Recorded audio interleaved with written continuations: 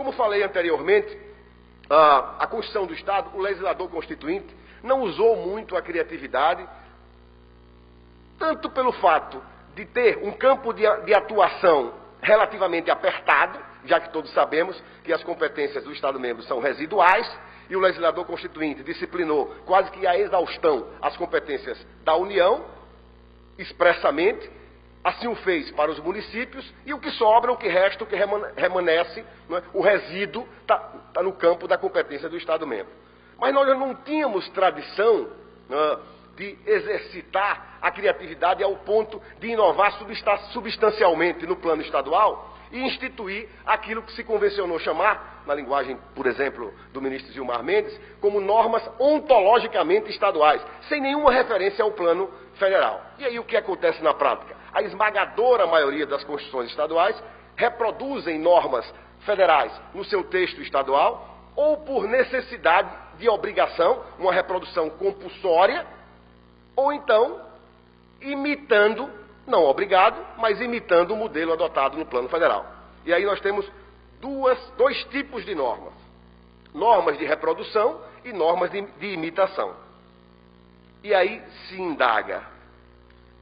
No caso de normas de reprodução, como nos ensina o professor Raul Machado Horta, aquelas que refletem a expansividade do modelo federal, que atraiu para seu campo matéria anteriormente entregue à revelação originária do constituinte estadual, essas normas de reprodução, como seria possível o controle abstrato de constitucionalidade? Neste caso, como é um mero transplante de normas federais para o Estado, teria o Tribunal de Justiça competência para apreciar a constitucionalidade de eventual violação de normas estaduais ou municipais frente à Constituição Estadual, já que a Constituição Estadual limitou-se tão somente a reproduzir estas normas? Portanto, normas de reprodução, aquelas reproduzidas compulsoriamente. Normas de imitação, aquelas resultado de uma adesão voluntária do constituinte a uma determinada disposição constitucional. Vejam, se integram formalmente o campo da Constituição do Estado-membro, elas devem se constituir em parâmetro de controle no Estado-membro, desde que estejam formalmente consignadas no texto. Não podemos fazer uma referência. Não, como elas são obrigatórias, mesmo que não estejam no texto, devem servir de fundamento. Não, a compreensão não é essa. A compreensão, me parece, a mais razoável, é que, caso o legislador constituinte estadual reproduza ou imite, não é? Ou por compulsoriedade, ou porque achou conveniente manter o modelo federal, elas devem servir de parâmetro. No entanto, esse não foi o entendimento assentado num primeiro momento pelo Supremo Tribunal Federal.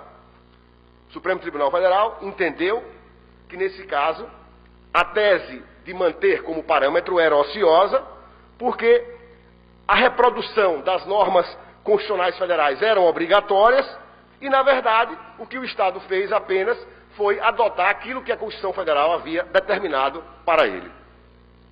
Em seguida, esta compreensão não se manteve. No momento seguinte, não é?